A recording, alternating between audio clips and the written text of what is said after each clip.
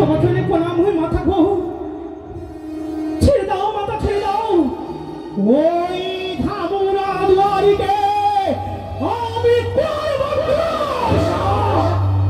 না নাগিনী না, সেই ধামনার কোনো দোষ নেই, সকলে দোষ আমি করেছে।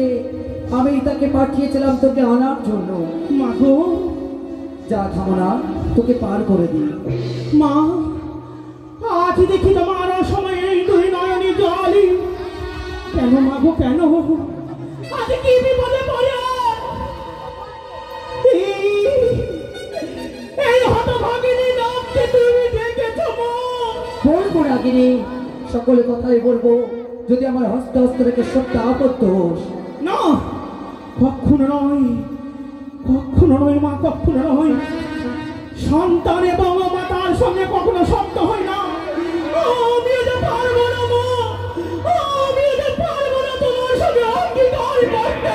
তুমি আমার মা বলে ডাকবি না তুই। মা, মা ডাক থেকে আমি তোকে বঞ্চিত না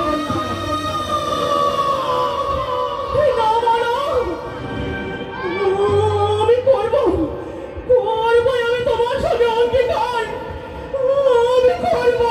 বলে এক সত্য, এক সত্য, দুই সত্য, দুই সত্য, সত্য দিনবার, সত্য দিনবার, সত্যরঙ্গন করিলে নরেকে হয় তার বাস। করি নাগিনী, বলো মা। অবিলম্বে ছুটে যা তুই ওই সাঁওতালি পর্বতে, সাঁওতালি পর্বতে চাঁদপুত্র লক্ষ্মীন্দরকে, লক্ষিন্দরকে তাকে দর্শন করতে হবে।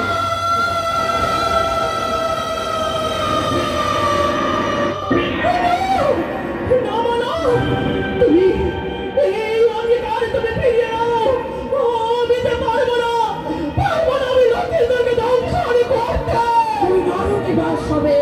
হোক, মেয়ে ডাক, হয়ে ডাক আমার নরকে বাস, তবু যে আমি পারবো না লক্ষিন্দরকে ধ্বংসন করতে। পারবি না তাই না? না। তবে যা তুই ফিরে ওই রমণক দ্বীপে, কিন্তু মনে রাখিস না গেলে প্রতিশোধ নেওয়া তোর আর হলো না। প্রতিশোধ? এই দিন তোর স্বামীকে নিয়ে করেছিলি কেলে অনিরুদ্ধর রথের চাকায় প্রাণ হারিয়েছে তোর স্বামী।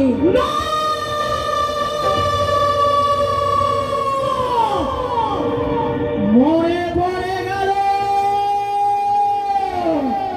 ওই রমণদ্বীপের কথা। যেই দিন আমার স্বামীকে নিয়ে করছিলাম কেলি, সেই দিন অনুরোধ উষা আমার স্বামীকে রথের টাকায় পিছে মেরে ফেলেছিল। সেই দিন বলেছিলাম আমি কঠোর প্রতিজ্ঞা, ওরে ওরে উষা আমায় করলি বিধবা, যেই দিন পাবো আমি সুযোগ তোরে ছেড়ে দেব না, করবই আমি বিধবা।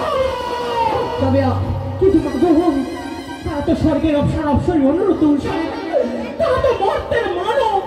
তারাই হচ্ছে অনিরুদ্ধ উষাই হচ্ছে বেহুলা লক্ষ্মীন্দর। এ কি বলছো মা?